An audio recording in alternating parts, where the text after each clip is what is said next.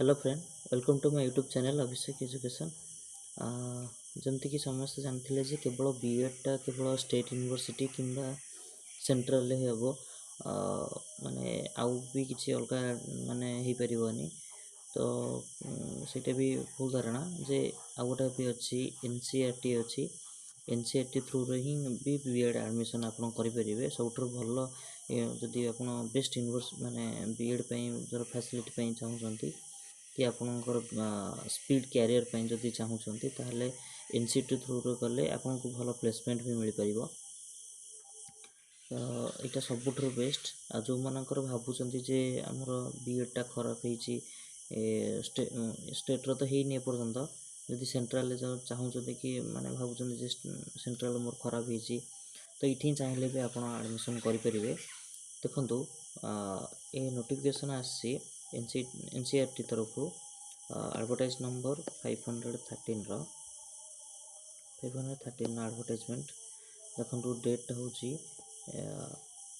15/5/25 जोटा कि 15 मे रे आसी।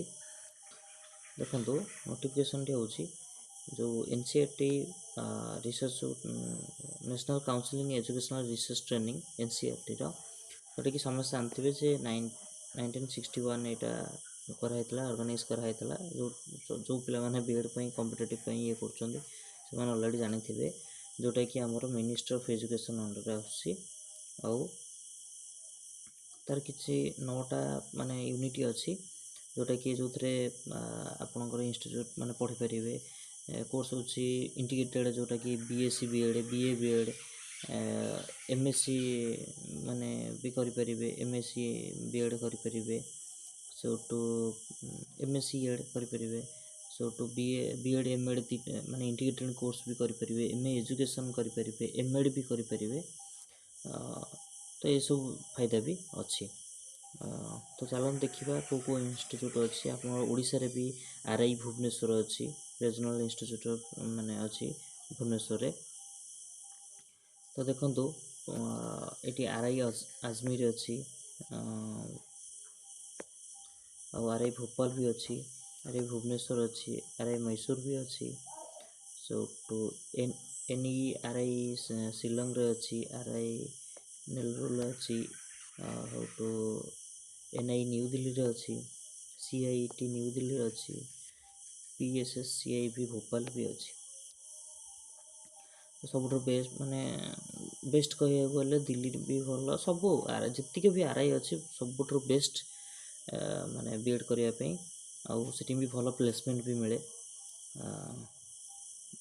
देखा कौ कौ कोर्स जमी कहली कोर्स कौन कौन सब अच्छे देखा जमती कि मुझे भिडियो कहती जे ये course program first BA BEd कौ मैंने करेंगे ना जो मैंने +2 आर्ट्स करेंगे +2 आर्ट्स करेंगे से माने बीए बीएड करेंगे यहाँ 4 ईयर सेमती जो मैंने बीएससी बीएड किए करेंगे ना जार +2 रे साइंस थी जार +2 रे साइंस थी से बीएससी बीएड करें। सेमती एमएससी एड जो मनकर ग्रेजुएशन सर जाइए तो से माने चाहिए 6 ईयर एमएससी एड भी करें। सेमती बीएड बीएड तो आप जानते ग्रेजुएशन कंप्लीट +3 कंप्लीट हो गले आप करेंगे बीएड एमएड सेमती माने तुम आइदर पीजी निहती अति कम पीजी थी दरकार बीएड एमएड एमए एजुकेशन आपणकर +3 रे कौन थी ना सब्जेक्ट थी एजुकेशन गोटे सब्जेक्ट थी ऑनर्स सब्जेक्ट थी एजुकेशन रे। तापर एमएड आप जानते अति कम बीएड ही दरकार हम एमएड तो आप जानले जे बीएड एटलिस्ट बीएड दरकार हम। तो यही सब प्रोग्राम माने 7टा प्रोग्राम माने रिलीज होती आरआई थ्रू एनसीईआरटी थ्रू जोटा कि एप्लिकेशन फॉर्म एवं आसी ना तो बहुत शीघ्र आसीज देख लिखाई the application link will be available shortly institute website देख ये सब वेबसाइट आसीज वेबसाइट रे तो बहुत शीघ्र आसीज आउ तार एग्जाम डेट केबे हम ସେଇଟା भी रिलीज हो जाइए यही मास सुधा ही एग्जाम डेट आसी माने फॉर्म फिलअप हम आ एग्जाम डेट 29/6/2025 सुधा आसीज ଆପଣ ଯେତିକ ବି ଏକ୍ଜାମ୍ ଅଛି ଏଇଟା 29/6/2025 ସୁଦ୍ଧା ଏଇ ଏକ୍ଜାମ୍ଟା ହେଇଯିବ ତା ପାଇଁ ଭଲସେ ପ୍ରିପାରେସନ୍ କରନ୍ତୁ ଆରାମସେ ପଢ଼ନ୍ତୁ ହେଇଯିବ ଆପଣଙ୍କର। ଆଉ ମୁଁ କହିଲି ଯେତିକି ସେଣ୍ଟ୍ରାଲ୍ ୟୁନିଭର୍ସିଟି ଅଛି ଆଉ ଷ୍ଟେଟ୍ ୟୁନିଭର୍ସିଟି ଅଛି ସବୁଠାରୁ ଭଲ ୟୁନିଭର୍ସିଟି ଯଦି ଆପଣ ଭଲସେ ପଢ଼ିବା ପାଇଁ ଚାହୁଁଛନ୍ତି ବିଏଡ଼୍ ବହୁତ ବଢ଼ିଆ ଆପଣଙ୍କର ଏକ୍ସପିରିଏନ୍ସ ରହିବ ଆର୍ଆଇରେ। ବାକି ମୋର ବି 2-3ଟା ଫ୍ରେଣ୍ଡ ବି ପଢ଼ୁଛନ୍ତି ସେଇଠି ବି ତାଙ୍କ କତରୁ ମୁଁ ବୁଝେ କି ମାନେ କେମିତି କ'ଣ ମାନେ ତାଙ୍କର ଇନଷ୍ଟିଚ୍ୟୁଟ୍ କୁହନ୍ତି ବହୁତ ମାନେ ହାର୍ଡ଼ୱାର୍କ ତ କରିବାକୁ ପଡ଼ିବ ବଟ୍ ଯେତେ ହାର୍ଡ଼ୱାର୍କ କରିବ ସେତେ ରେଜଲ୍ଟ ବହୁତ ମାନେ ଭଲ ମିଳିବ।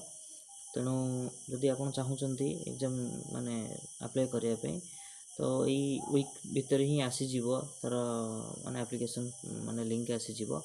ମୁଁ ଆସିଲେ ମୁଁ ଆଉ ଗୋଟେ ଭିଡ଼ିଓରେ ବନେଇ କହିଦେବି ଯେ କେମିତି କ'ଣ ଆପଣ ଆପ୍ଲାଏ କରିବେ। ଆପ୍ଲାଏର ଭିଡ଼ିଓ ମୁଁ ଟୋଟାଲି ବନେଇଦେବି। ଯଦି ଭିଡ଼ିଓଟି ଭଲ ଲାଗିଥିବ ତାହେଲେ ଲାଇକ୍ ସେୟାର ଆଉ ସବସ୍କ୍ରାଇବ୍ କରିବେ।